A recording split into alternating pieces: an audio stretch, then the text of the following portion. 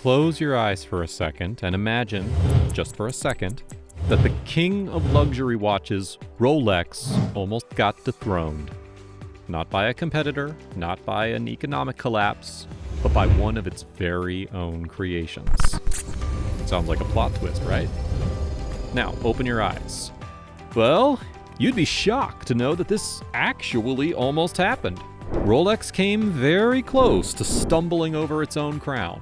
Buckle up, because today we are diving into a story of risky moves, bold innovation, and how the oyster courts almost sealed Rolex's fate.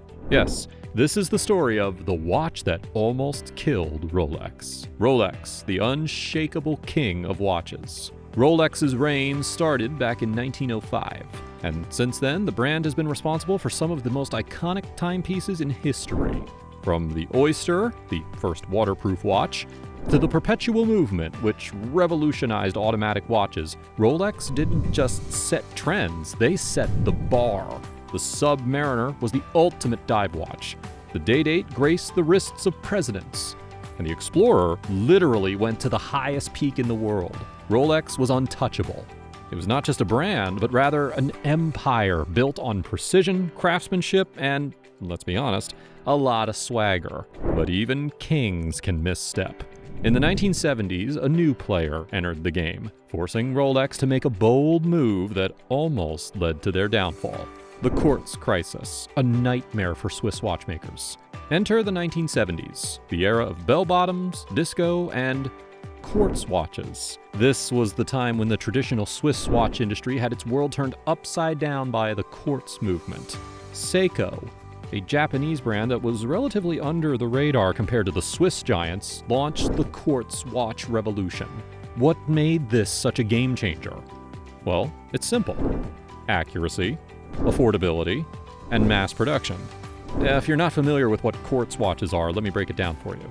Instead of relying on the intricate mechanics of gears, springs, and balance wheels like Swiss watches, quartz watches used a small battery to power a quartz crystal oscillator. This made them not only cheaper to produce, but also significantly more accurate. Suddenly, you didn't need a team of skilled craftsmen to make a watch that kept perfect time. You needed a battery and a few electronic components. But why was this a problem for Swiss watchmakers like Rolex? Well, the luxury industry isn't built on mass production or cheap technology. Swiss watches were expensive because of their craftsmanship. But consumers didn't care about how many hours a master watchmaker spent polishing gears. They cared about getting a precise, reliable watch. And if it was a fraction of the price, even better. They were cheap, incredibly precise, and easy to mass produce. People were ditching their pricey, handcrafted Swiss watches for these slick, affordable timepieces. The Swiss were caught off guard, and this phenomena was soon dubbed the quartz crisis, or the quartz revolution. How were Rolex and Swiss brands affected? Seiko's quartz watches were everywhere. The luxury Swiss watch industry was in full-blown panic mode. Let's not sugarcoat it. Brands were dying. Nearly 2/3 of Swiss watchmakers closed their doors between the 1970s and 1980s because they couldn't compete with the wave of cheap, accurate quartz watches. Even Rolex, the king of watches, wasn't immune. Rolex had built its reputation on precision and prestige, but suddenly, a $30 Seiko could outperform their $2,000 timepiece in terms of accuracy. Can you imagine how much of a gut punch that was? At this point, the Swiss brands were frantically trying to figure out how to survive. Some went bankrupt, others merged, and many cut corners, producing cheaper watches in hopes of keeping up with the quartz craze. Brands like Omega and Longines were hit hard and had to make some tough choices. The Swiss-made label didn't have the same allure when people could buy a more accurate watch for a fraction of the price. But Rolex? Did they sit back and let the world pass them by? Of course not. They had a different plan. The big bet. Rolex goes quartz. Rolex wasn't just any Swiss brand. They had a legacy to uphold, and they weren't about to go down without a fight. But how do you compete with something that's both cheaper and more accurate?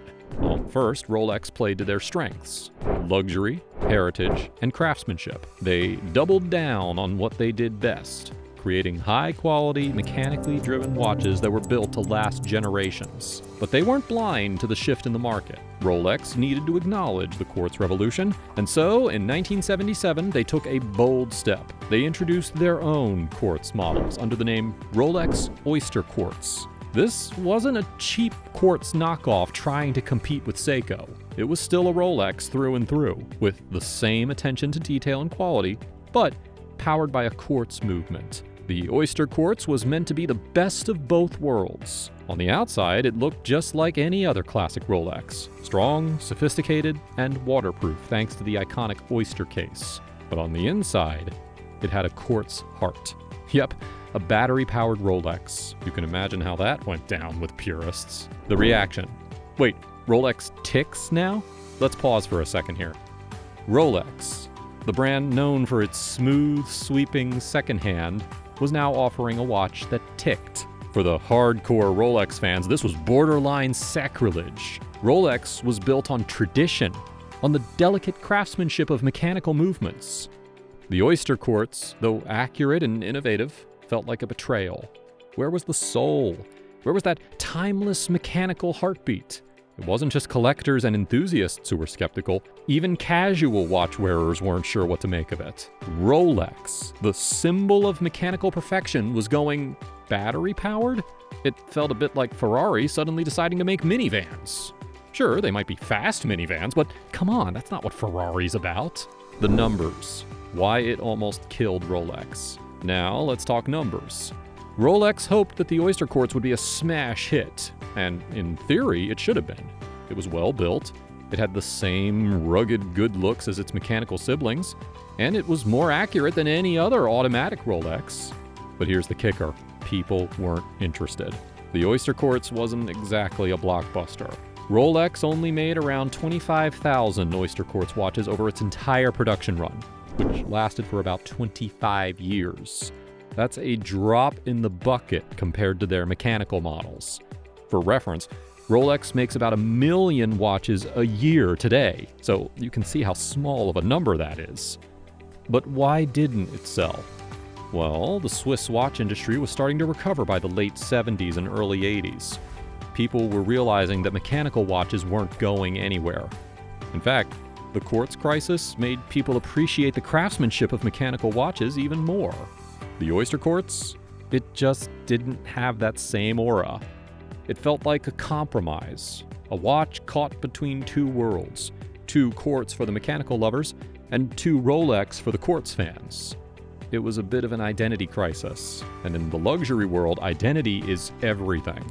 The comeback. Rolex learns from its mistakes. So, how did Rolex manage to survive the biggest threat in their history? By staying true to their DNA. Rolex didn't double down on the quartz experiment. Instead, they pivoted. They realized that their strength wasn't in chasing trends, but in perfecting what they already did better than anyone else, making mechanical watches. By the mid-1980s, Rolex was back to focusing on what made them great. They leaned into their mechanical heritage and continued to innovate with new materials and movements. The Oyster Quartz may not have been a commercial success, but it taught Rolex a valuable lesson. Never stray too far from your roots. The quartz crisis may have tested Rolex, but it also reaffirmed their place in the luxury world. While other brands crumbled, Rolex emerged stronger, having proven that innovation didn't mean compromising quality or heritage.